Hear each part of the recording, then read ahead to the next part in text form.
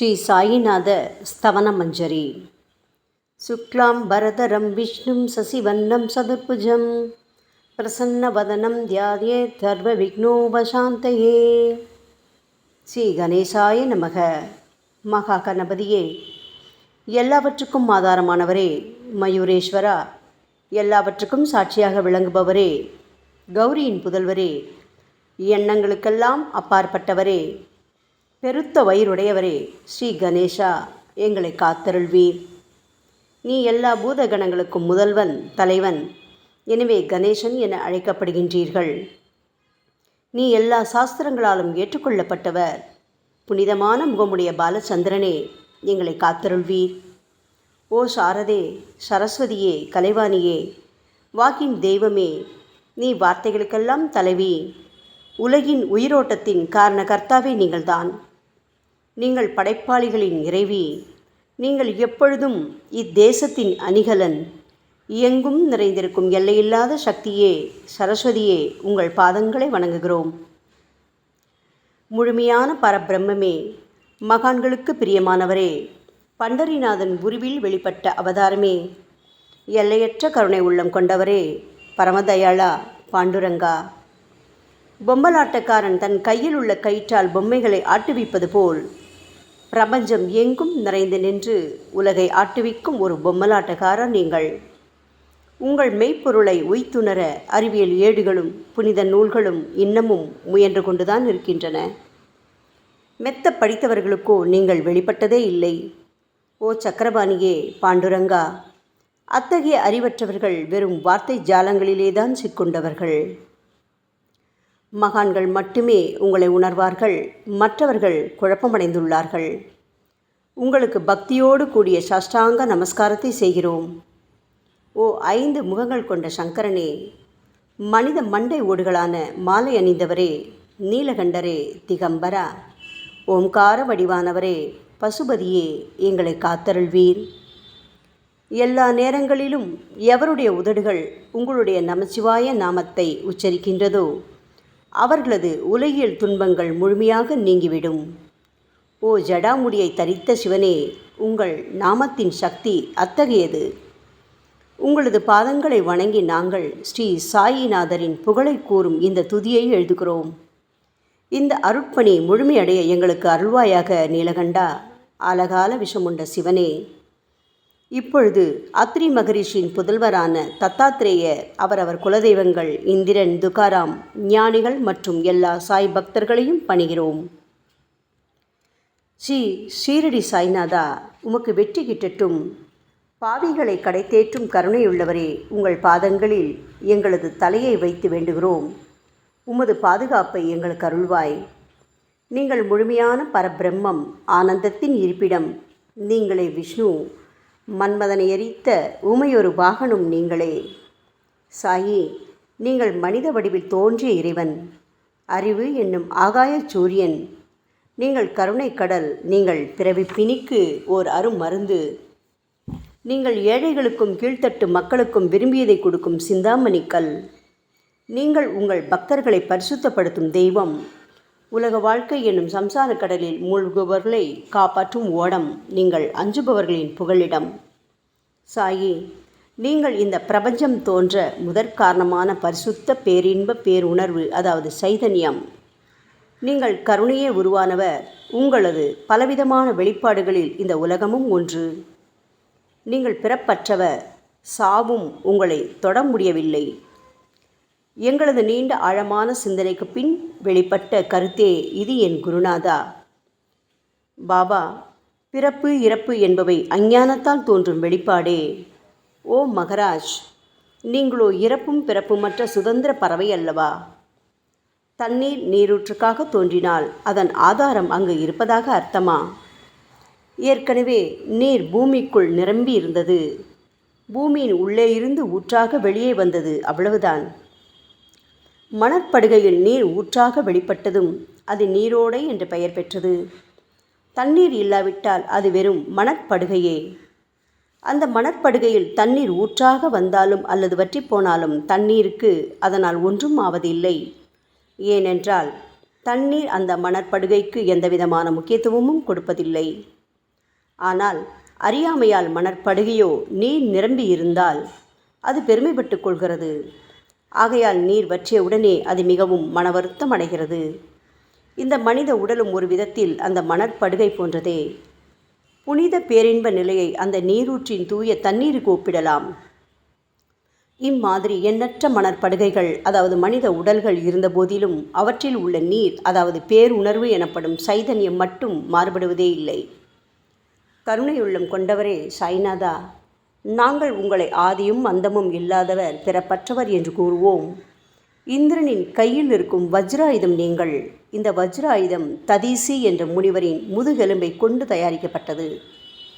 இதுவரை இந்த பூமியில் எத்தனையோ எண்ணற்ற உயிரினங்கள் தோன்றியுள்ளன, இப்பொழுதும் தோன்றிக் கொண்டுதான் இருக்கின்றன.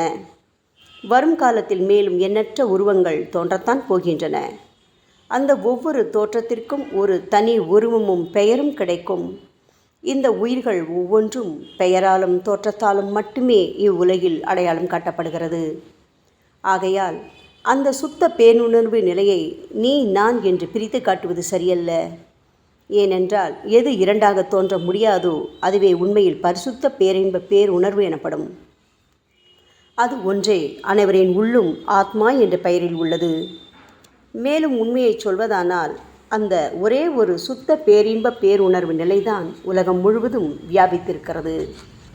அப்படி இருக்கையில் நீ நான் என்ற வேற்றுமைகள் எவ்வாறு இருக்க முடியும்? நீருண்ட மேகத்தில் உள்ள நீரின் தன்மை உலகெங்கிலும் ஒன்றே. ஆனால் அது பூமியை அடைந்ததும் வெவ்வேறு தோற்றங்களை நதி, ஏரி, ஊற்று என ஏற்கின்றன. கோதாவரி மணற்படுகையில் விழும் நீர் கோதாவரி நதி என்றழைக்கப்படும். அதே சமயம் கிணறு ஒன்றில் விழும் நீருக்கு அந்த சிறப்பு தகுதி கிடைப்பதில்லை. கோதாவரி நதி மிகவும் புனிதமானது. சாயி, நீங்கள் அதில் உள்ள தூய நீரை போன்றவர், நாங்களோ குளம், குட்டை, சகதியில் உள்ள நீர் போன்றவர்கள். நம் இருவருக்கும் இடையே உள்ள வித்தியாசம் இதுதான். பாபா, எங்கள் வாழ்வின் குறிக்கோளை அடைவதற்கு நாங்கள் உங்களிடம் வரவேண்டும். கூப்பிய கரங்களுடன் உங்கள் பாதங்களை சரணடைய வேண்டும். ஏனென்றால் நீங்கள் ஒருவரே புனிதத்தின் உறைவிடம் என் குருநாதா. புனிதமடைந்த கோதாவரி நதி மணற்பரப்பில் மழை நீர் பாயத் தொடங்கும் போது அந்த நீர் புனிதத்தன்மையை அடையும். அதை வெறும் தண்ணீராக மட்டும் கருதினால் அந்த தண்ணீர் தான் எல்லா இடங்களிலும் இருக்கிறதே. கோதாவரி நதி தீரம் முழுவதும் புனிதமாக கருதப்பட்டது. பூமியின் அந்த மணற்பகுதி அதன் புனித தன்மையை நிர்ணயம் செய்கிறது. நீருண்ட மேகத்தினின்று கீழே விழுந்த நீரின் புனிதத்தன்மையை எந்த பூமியின் பகுதி மாற்றவில்லையோ அந்த பகுதியை கோதாவரி என்று கூறுகிறார்கள். மற்ற பகுதிகளில் விழுந்த நீர் அந்த பகுதியில் உள்ள மண்ணின் குணத்தை ஏற்றுக்கொண்டது, புனித தன்மையை இழக்கிறது. மேகத்தில் பரிசுத்தமாக இருந்த நீர் அசுத்தமாகவும் கசப்பாகவும் உப்பாகவும் மாறிவிட்டது.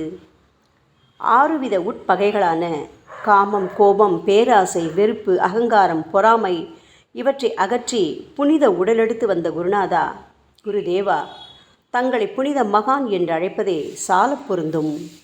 ஆகவே நீங்களே புனித கோதாவரி. நாங்கள் உங்களை புனித கோதாவரியாக உருவகம் செய்கிறோம். இயங்கும் அத்தனை படைப்புகளிலும் நீங்கள் சிறப்புற முதன்மை பெறுகின்றீர்கள். உலகம் தோன்றியது முதலே பிரம்மா உயிர்களை படைக்க ஆரம்பித்ததிலிருந்தே கோதாவரி நதி இருக்கிறது. நீர் நிறைந்து பாயும் அந்த நதியில் இன்று வரை தண்ணீர் வற்றியதே இல்லை. ராமர் கோதாவரி நதியின் கரைக்கு வந்தபோது ஓடிக்கொண்டிருந்த தண்ணீர் இன்று வரை அதே இடத்தில் எப்படி இருக்க முடியும்? கோதாவரி நதியின் மணற்படுகை மட்டும் அதேதான். தண்ணீர் கடலை சென்றடைந்து விட்டது. ஆனால் அந்த கோதாவரி நீர் படுகையுடன் புனிதத்தன்மை மட்டும் என்றுமே மாறாமல் இன்று வரை அப்படியே உள்ளது. ஒவ்வொரு வருடமும் பழைய நீர் வெளியேறி புதிய நீர் அதற்குள் பாய்கிறது. உங்களுக்கு தெரிந்த வாழ்க்கை நியதிதானே இது. ஒரு நூற்றாண்டை ஒரு ஆண்டாக கணக்கிட்டால் அந்த நூற்றாண்டில் தோன்றிய முனிவர்கள் பாயும் நீரை போன்றவர்கள். அவர்களில் மிகப்பெரிய மகான்கள் அந்த நீரில் தோன்றும் அலைகள் போன்றவர்கள். இந்த புனித கோதாவரி நதியில் முந்தைய நூற்றாண்டுகளில் சனாதனர், சனதர், சனந்தனர் போன்ற மகான்கள் வெள்ளமாக தோன்றினார்கள். பிறகு நாரதர், தும்புரு, துருவன், பிரகலாதன், மகாபலி சக்கரவர்த்தி, சபரி, அங்கதன், வாயுகுமாரனான அனுமான், விதுரர், கோபர்களும் கோபியர்களும் வெள்ளமாக தோன்றினர்.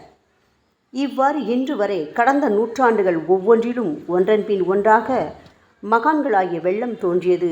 அவற்றை எல்லாம் எங்களால் ஞாபகப்படுத்தி கூற முடியவில்லை. ஓ சாயிநாதா, இந்த 19ஆம் நூற்றாண்டில் புனித கோதாவரி நதியில் சந்தேகத்திற்கு இடமில்லாமல் நீங்கள் வெள்ளமாக பாய்ந்தீர்கள். எனவே உமது தெய்வீகமான பாதங்களை தொட்டு வணங்குகிறோம். சாய் மகராஜா, நாங்கள் செய்யும் தவறுகளை தயவு செய்து உங்கள் கவனத்தில் வைத்து கொள்ள வேண்டாம் என மன்றாடி கேட்டுக்கொள்கிறோம். சாயி, நாங்கள் எளியவர்கள், ஏதும் அறியாதவர்கள், தீய குணங்கள் கொண்ட மிகப்பெரிய பாவிகள். எங்களை புறந்தள்ளி விடாதீர்கள், கைவிட்டு விடாதீர்கள். மட்டமான உலோகத்தையும் தங்கமாக மாற்றும் சக்தி கொண்ட ரசவாத கல் இரும்பினுடைய இயற்கையான தன்மைகளை பொருட்படுத்துவதில்லை. அதேபோல் கோதாவரி நதியும் தன்னுள் கலக்கும் சிறு சிறு ஓடைகளை திருப்பி அனுப்புவதில்லை. பாபா, அநேக தீய குணங்களை எங்களுக்குள் கொண்டவர்கள் நாங்கள். உங்களது கருணை மிகுந்த பார்வையால் தயவு செய்து அவற்றை சடுதியில் அழித்து விடுங்கள். இது மட்டுமே தான் உங்கள் அடிமைகளான எங்களது வேண்டுகோள். ரசவாத கல்லின் தொடர்பு ஏற்பட்டும் இரும்பின் இயற்கை தன்மைகள் அழிக்கப்படாவிட்டால் சாயிநாதா, அது ரசவாத கல்லின் பெருமைக்கு இழுக்கல்லவா? பாபா, எங்களை பாவியாகவே இருக்கும்படி விட்டுவிடாதீர்கள். தங்களை குறைவாக மதிப்பிட்டு கொள்ளாதீர்கள். நீங்கள் ரசவாத கல், நாங்கள் இரும்பு. எங்களுக்கு ஏற்படும் இழிவுகள் தங்களுக்கு ஏற்படும் இழிவுகள் அல்லவா? சாயிநாதா, குழந்தைகள் தவறுகள் செய்து கொண்டேதான் இருக்கிறது. ஆனால் அதற்காக தாயார் என்றுமே கோபமடைவதில்லை. இதை தயவு செய்து தாங்கள் நினைவில் வைத்து கொண்டு எங்களுக்கு உங்கள் அருளாசிகளை தாருங்கள். ஓ சத்குரு சாய்நாதா, நீங்கள் எனது கற்பக விருட்சம், சம்சார கடலை கடக்க உதவும் கப்பல். சந்தேகத்திற்கு இடமின்றி நீங்கள் ஒருவர் மட்டுமே எங்களை கடைதேற்ற முடியும். சாயி, நீங்களே எங்களுக்கு காமதேனுவாகிய பசு. நீங்கள் சிந்தாமணி கல், ஞானவானில் சூரியனும் நீங்களே. நீங்கள் நற்பண்புகளின் சுரங்கம், ஸ்வர்க்கத்திற்கு ஏறிச் செல்லவதும் ஏனியும் நீங்களே அல்லவா எங்களது குருநாதா? புனித செயல்களின் நிறைகள் நிறைய கொண்டவரே, பரிசுத்தமானவரே, சாந்தி மற்றும் பேரின்பத்தின் மொத்த உருவமே தீனதயாளா, குறைகளற்ற முழுமையான அறிவாக உருவெடுத்தவரே, மனிதர்களில் உன்னதமானவரே, சாந்தி மற்றும் மன்னிப்பதின் உறைவிடமே, எங்களின் அடைக்கலமே, எங்களை ஆசீர்வதியுங்கள், எங்களை ஆசீர்வதியுங்கள். கலியுகம் ஆரம்பித்தவுடன் மகாவிஷ்ணுவால் உலகம் உய்ய அனுப்பப்பட்ட 9 நாதர்களில் ஒருவனான சத்குரு மச்சீந்திரநாதரும் நீங்களே. பரமேஸ்வரன் நெற்றிக்கண்ணை திறந்தவுடன் அந்த அக்னியில் தோன்றிய மகாத்மா ஜாலந்தரும் நீங்களே. நீங்கள் மகாராஷ்டிராவில் தோன்றி பக்தி மார்க்கத்தை பரப்பிய ஞானிகளான நிவிருத்திநாதர், ஞானேஸ்வரர், கபீர்தாசர், ஷேக் முகமது ஏகநாதர். சாயி, நீங்கள் சிவனின் ஓர் அவதாரம், தத்தகுரு.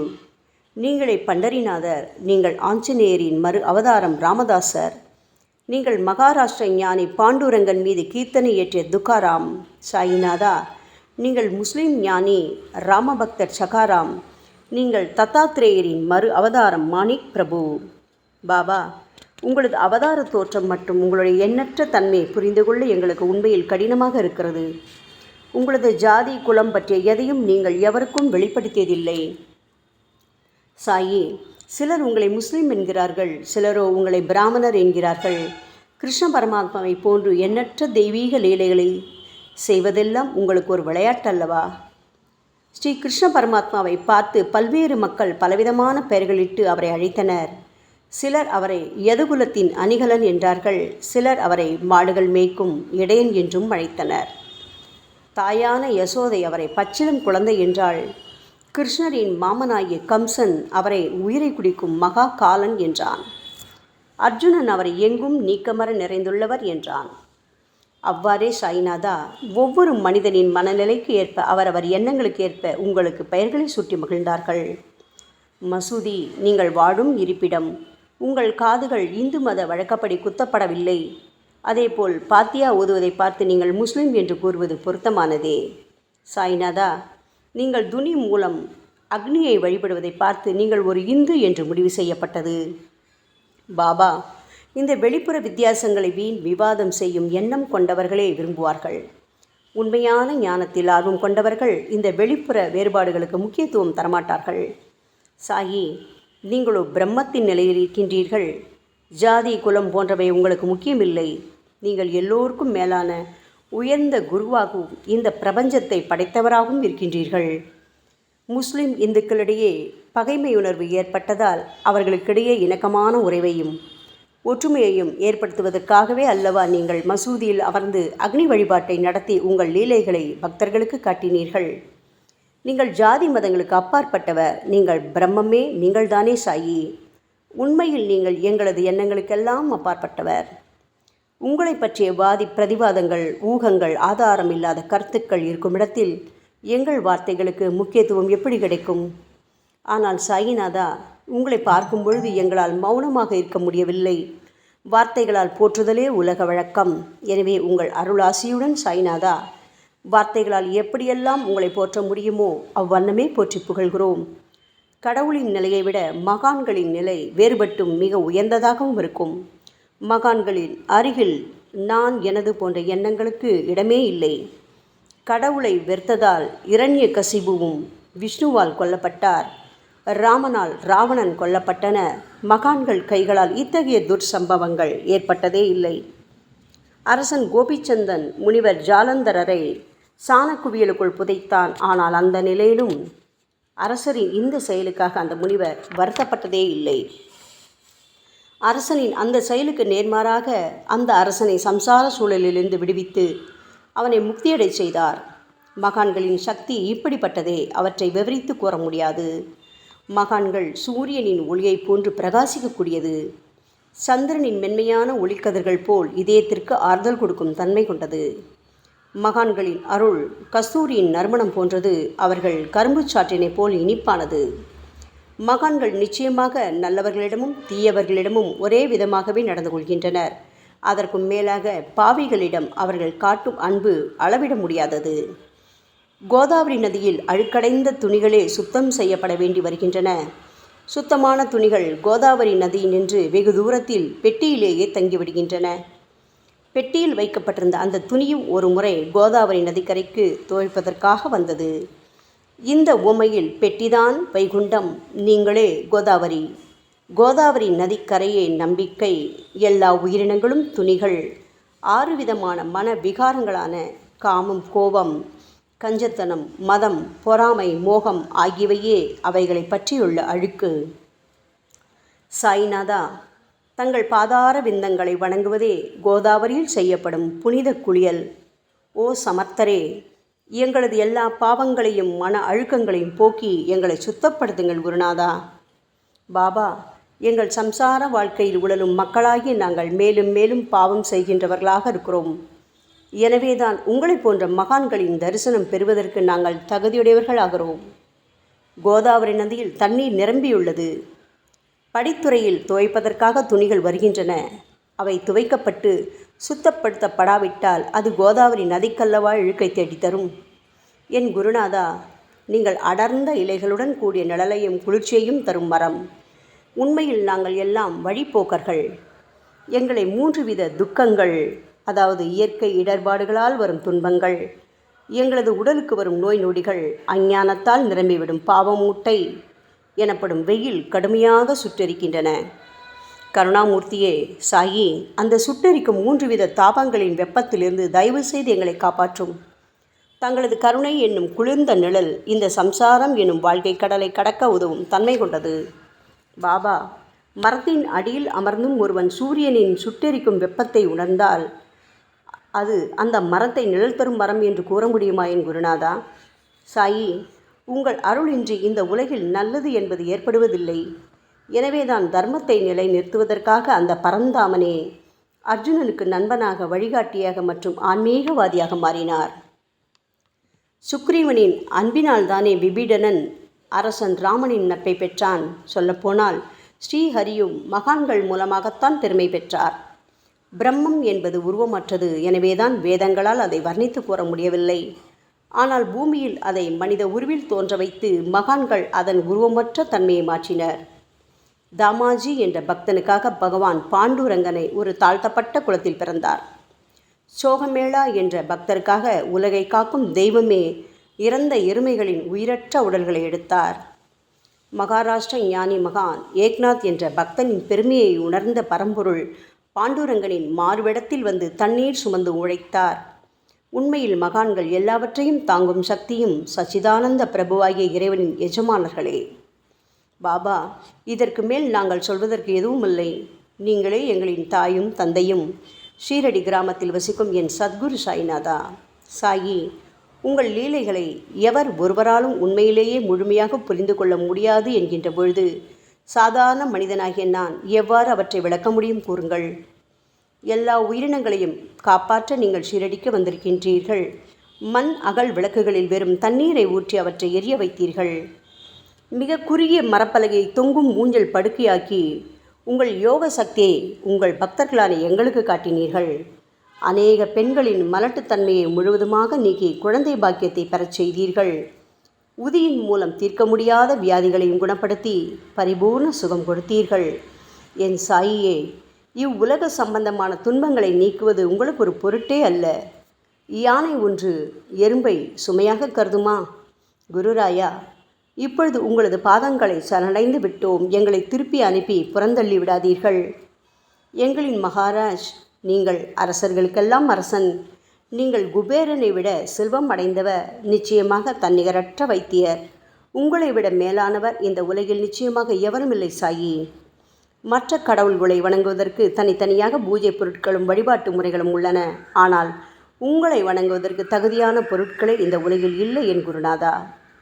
சூரியனின் ராஜ்யத்தில் தீபாவளி பண்டிகையை கொண்டாடுவதென்றால் எவ்விதமான பொருட்களை கொண்டு அதை கொண்டாடுவோம்? சமுத்திரத்தின் தாகத்தை தணிப்பதற்கு பூமியில் போதுமான தண்ணீர் கிடைக்காது. நெருப்பை சூடாக்குவதற்கு எங்கிருந்து அக்னியை கொண்டு வருவது? ஓ ஸ்ரீ சமர்த்த குருடாயா, பூஜை செய்ய உதவும் பொருட்கள் யாவற்றிலும் இருப்பது உன் ஆத்மாவே. ஆரம்பம் முதலே அவை உன் ஒரு பகுதியே அல்லவா? மேலே கூறப்பட்டவையெல்லாம் தத்வார்த்த ரீதியில் கூறப்பட்டவையே. அனுபவங்களின்றி கூறப்படும் வார்த்தை ஜாலங்கள் வீணே. சம்பிரதாய சடங்குகளின்படி உங்களுக்கு பூஜை செய்ய வேண்டுமென்றால் அதனை செய்வதற்கு தேவையான பூஜை சாமான்கள் எங்களிடத்தில் இல்லையே என் குருநாதா. கருணாமூர்த்தியே, எங்களின் கற்பனை திறனின் அடிப்படையில் உங்களுக்கு வழிபாடு செய்கிறோம். தயவு செய்து அந்த வழிபாட்டை இந்த அடிமைகளிடமிருந்து ஏற்றுக்கொள்ளுங்கள். சாயி, இப்பொழுது எங்களது அன்பு மிகுந்த கண்ணீரால் உங்கள் பாதங்களை கழுவுகிறோம். உண்மையான பக்தி என்னும் சந்தனத்தை அரைத்து சாந்தாக்கி உமக்கு இடுகிறோம். அழகிய வார்த்தைகளால் எழுதப்பட்ட இந்த துதியையை உமக்கு மாலையாக அணிவிக்கின்றோம். எங்களது கெட்ட குணங்களை தூபமாக்கி உமக்கு முன் எரிய விடுகிறோம். உமக்கு முன் எரியும் போது எந்தவிதமான தீய வாசனையும் எழுவதில்லை. சாயி, உமக்கு முன்பு இல்லாமல் வேறு எங்காவது இந்த தூபம் எரிய விடப்பட்டால் அது கீழே உள்ளது மாதிரி ஆகும். அதாவது சாம்பிராணியை நெருப்பில் போட்டவுடன் அது பொசுங்கி அதில் உள்ள நல்ல மனம் என்ற நற்குணம் அதை விட்டு மறைந்து போகிறது. பாபா, உமக்கு முன் அது எரியும் போது எங்களது கெட்ட குணம் என்கின்ற அழுக்குகள் எரிந்து நல்ல குணம் மட்டுமே மிஞ்சியிருக்கிறது. மனதில் உள்ள தீய குணங்கள் யாவும் எரிந்த பிறகு மனம் மாசற்ற தூய கங்கை தீர்த்தம் போல் ஆகின்றது. கருணை மூர்த்தியே, மாயை மோகம் என்ற தீபத்தை உங்கள் முன் ஏற்றி காட்டுகிறோம். அதன் மூலம் எங்களது மனம் வைராக்கியத்தை அடைய அருள்வீராக. பரிசுத்தமான நம்பிக்கை என்ற சிம்மாசனத்தை நீங்கள் என்னுள் அமர்வதற்கு ஆசனமாக உமக்கு தருகிறோம். அதில் அமர்ந்து கொண்டு எங்களது பக்தி என்ற நெய்வேத்தியத்தை ஏற்றுக்கொள்ளுங்கள் சாயி. எங்களது பக்தி என்ற நெய்வேத்தியத்தை ஏற்றுக்கொண்டு அதன் சாரை மட்டுமாவது எங்களுக்கு தயவு செய்து கொடுப்பீராக. ஏனெனில் நாங்கள் எல்லாம் உமது பால்குடி மாறாத பச்சிலம் குழந்தைகள் அல்லவா. உங்கள் அருட்பாலில் எனக்கு உரிமை உண்டு. பாபா, என் மனத்தையே உமக்கு தட்சணையாக கொடுக்கிறேன். ஆகையால் நாங்கள் செய்யும் காரியங்கள் யாவற்றிலும் நான் செய்கிறேன் என்று நாங்கள் உரிமை கொண்டாட முடியாது. ஏனென்றால் நினைக்கும் மனதைத்தான் உமக்கு அர்ப்பணித்து விட்டோமே சாயி.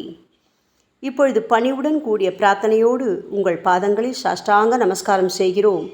ஓ தெய்வீக சாய்நாதா, தயவு செய்து நீங்கள் அதை ஏற்றுக்கொள்ளுங்கள். 8 பிரார்த்தனைகள். சாய்நாதா, சாந்தமான மனம் உடையவரே, அறிவின் சிகரமே, அன்புள்ளம் கொண்டவரே, கருணை கடலே, உண்மையின் உறைவிடமே, மாயை என்னும் இருளை அகற்றுபவரே, ஜாதி மதங்களுக்கு அப்பாற்பட்ட துறவியே, எங்களின் புரிந்து கொள்ளும் திறமைக்கும் அப்பாற்பட்டவரே, அன்பின் இருப்பிடமே, ஷீரடிநாதா, எங்களை காப்பாற்றும், எங்களை காப்பாற்றும். ஞான சூரியனே, ஞானத்தை அளிப்பவரே, எல்லாவித நல்ல செயல்களையும் செய்பவரே, பக்தர்களின் மனங்களில் ஒளிரும் பரமஹம்சரே, தங்களை சரணடைந்தவர்களை காப்பவரே, சாயி, படைக்கும் தொழில் புரியும் பிரம்மாவே நீங்கள், காக்கும் கடவுள் விஷ்ணுவே நீங்கள். 3 உலகங்களையும் கடைசி லயமடையச் செய்யும் ருத்ரனுமான சிவனும் நீங்களே. பாபா, நீங்கள் இல்லாத இடமே இந்த பூமியில் ஏது? எல்லாம் அறிந்த இறைவன் நீங்கள். எங்கள் அனைவரின் இதயங்களிலும் வசிப்பவரும் நீங்கள்தானே சாயி. என் குருநாதா, எங்களது எல்லா குற்றங்களையும் மன்னிக்க வேண்டும் என வேண்டி கேட்டுக்கொள்கிறோம். அலை அலைகளாக வரும் சந்தேகங்களையும் மன மயக்கங்களையும் போக்குவீராக. சாயிநாதா, நீங்கள் பசு, நான் புதிதாக பிறந்த இளங்கன்று, நீங்கள் சந்திரன், நாங்கள் சந்திரகாந்தக்கள். தங்கள் பாதங்கள் புண்ணியத்தை கொடுக்கும் கங்கை நதி. பணிவுடன் சாய் அடிமைகளான நாங்கள் உங்கள் பாதங்களில் வணங்குகிறோம். உங்கள் கைகளை எங்கள் தலைமீது வைத்து ஆசி கூறுங்கள். எங்களது கவலைகளும் துன்பங்களும் அனைத்தும் பறந்தோடட்டும். நாங்கள் எல்லாம் உங்கள் குழந்தைகள் அல்லவா சாயி. பாபா, இந்த 8 துதிகளையும் கூறி நாங்கள் உங்களை சாஷ்டாங்க நமஸ்காரம் செய்கிறோம். எங்களது பாவங்கள், துயரங்கள், ஏழ்மை யாவும் உடனடியாக விலகட்டும். சாயிநாதா, நாங்கள் உங்களது பாத கமலங்களையே எங்களது உயிர் மூச்சாக கொண்ட உங்களது அன்பு குழந்தைகள். தயவு செய்து எங்கள் மீது கடுமை காட்டாதீர்கள். நீங்கள் தூய சந்தனம், நாங்களோ முள்ளடர்ந்த புதர். நீங்கள் புனிதமான கோதாவரி, நாங்களோ பெரும் பாவிகள். ஓ குருநாதா, உங்கள் தரிசனம் கிடைத்த பிறகும் எங்களிடம் உள்ள கெட்ட குணங்கள் என்ற அழுக்கு எங்கள் மனதிலேயே தங்கி இருக்குமானால் உங்களை சந்தனம் எப்படி என்று கூறுவார்கள்? கஸ்தூரியின் அருகாமையினால்தான் மண்ணும் மலரின் தொடர்பினால்தான் நாரும் மனம் பெறுகிறது. மகான்களும் அப்படிப்பட்டவர்களே. அவர்களுடன் தொடர்புடைய எந்த பொருளும் மிகவும் உயர்வாக மதிக்கப்படுகிறது. சிவபெருமானின் விபூதி, நந்தி ஆகியவற்றை ஏற்றுக்கொண்டதால் 8 திக்குகளிலும் அந்த பொருட்கள் புகழ் பெறுகின்றன. இடையர்களை மகிழ்விப்பதற்காக யமுனை நதிக்கரையில் உள்ள பிருந்தாவனத்தில் உலகிற்கெல்லாம் இறைவனான கிருஷ்ண பரமாத்மா ஊரியடி என்ற விளையாட்டை விளையாடினான். அனைவராலும் அது ஏற்றுக்கொள்ளப்பட்டது. ஆகவே நாங்கள் பாவிகளான போதிலும் உங்கள் சேவையில் ஈடுபட்டுள்ளோம். ஓ குருநாதரே, எங்களது நிலைமையை பற்றி மனதில் தயவு செய்து எண்ணிப்பாரும். ஓ சாயிநாதா கருணாமூர்த்தியே, இந்த லௌகீக உலகிலோ அல்லது ஆன்மீக வழியிலோ எந்த விஷயங்களெல்லாம் எங்களுக்கு சந்தோஷத்தை கொடுக்கும் என எங்களது மனம் சந்தேகமில்லாமல் நம்புகின்றதோ அவற்றையெல்லாம் நீங்கள் எங்களுக்கு அளித்தருள வேண்டும் சாயி. உங்களது கருணையால் இந்த மாதிரி செய்துவிடுங்கள் சாயி. எங்களது மனத்தை அடக்கி விடுங்கள். சமுத்திரங்கள் எல்லாம் தித்திப்பாக மாறினால் பிறகு அவை உப்பு கரிக்குமே என்ற பயம் தோன்றாதே. பாபா, சமுத்திரத்தை தித்திப்பாக்கும் சக்தி உங்களுக்கு உண்டு. ஆகையால் தான் எங்களது இந்த வேண்டுகோள். தயவு செய்து இந்த வேண்டுகோளை நிறைவேற்றுங்கள் சாயி. எங்களிடம் என்னென்ன குறைகள் உண்டோ அவை அனைத்தும் உங்களுடையதே. ஆத்ம ஞானம் பெற்றவர்களில் முதலிடத்தில் உள்ள உங்களிடம் குறை என்பதை பொருந்தாதே. சரணாகத வச்சலா, இப்பொழுது இதற்கு மேலும் நான் ஏன் அதிகம் பேச வேண்டும்? நீங்கள் மட்டும்தானே எங்களது ஒரே அடைக்கலம். தாயின் இடுப்பில் உள்ள குழந்தை இயல்பாகவே பயமற்று இருக்கும் அல்லவா? மகாராஜா, இந்த துதியை எவரவர்களெல்லாம் அன்புடனும் ஆத்மார்த்தமாகவும் படிக்கின்றார்களோ அவர்கள் ஒவ்வொருவரின் ஆசைகளை தயவு செய்து நிறைவேற்றி கொடுங்கள் சாயி. இந்த துதியை படிப்பவர்களின் 3 வித தாபங்களையும், இயற்கையின் இடர்பாடுகளில் வரும் துன்பங்கள், நமது உடலுக்கு வரும் நோய் நொடிகள், அஞ்ஞானத்தால் நிரம்பிவிடும் பாவம் மூட்டை ஓராண்டிற்குள் விலகிவிடும் என்பதே இந்த துதிக்கு உங்களது ஆசையாக என்றென்றும் நிரந்தரமாக இருக்க வேண்டும் பாபா. பாராயண முறை. குளித்து முடித்துவிட்டு மனதில் முழுமையான நம்பிக்கையுடன் தொடர்ந்து இந்த துதியை பாராயணம் செய்ய வேண்டும். அப்படி முடியாவிட்டால் வாராவாரம் வியாழந்தோறும் சத்குருவை வணங்கி அவர் உருவை தியானம் செய்து கொண்டு இந்த துதியை பாராயணம் செய்யுங்கள். இதுவும் கூட முடியாவிட்டால் மாதம் வரும் 2 ஏகாதசி தினங்களில் இந்த துதியை பாராயணம் செய்யுங்கள். இது ஏற்படுத்தும் விளைவுகளை பார்த்து அதிசயப்படுவீர்கள். குருமூர்த்தியான சாய்நாதர் இந்த துதியை பாராயணம் செய்பவர்களுக்கு இவ்வுலகியல் ஆசைகளை முழுமையாக உடனடியாக நிறைவேற்றுவார். இந்த துதியை திரும்ப திரும்ப பாராயணம் செய்வதால் முட்டாள்கள் கூர்மையான புத்தியை அடைவார்கள்.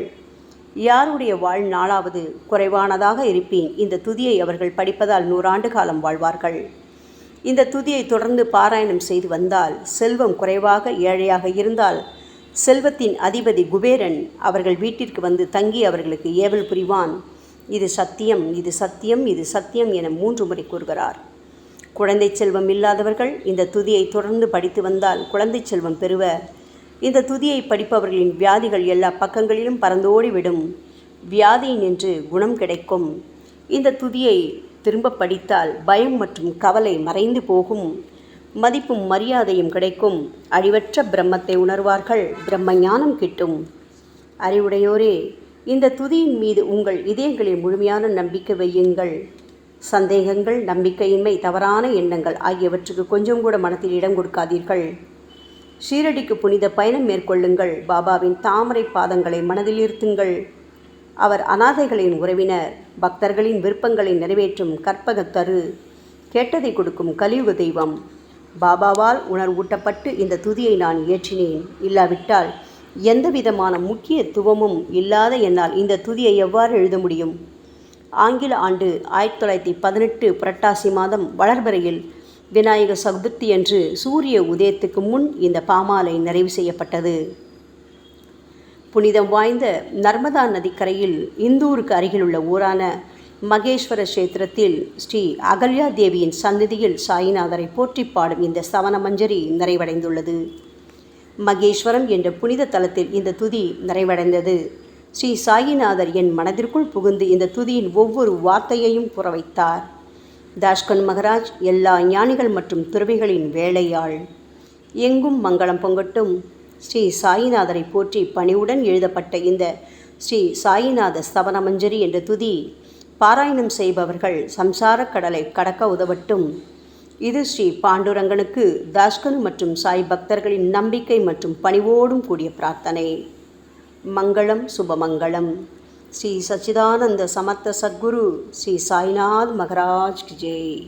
ஓம் சாய்ராம்.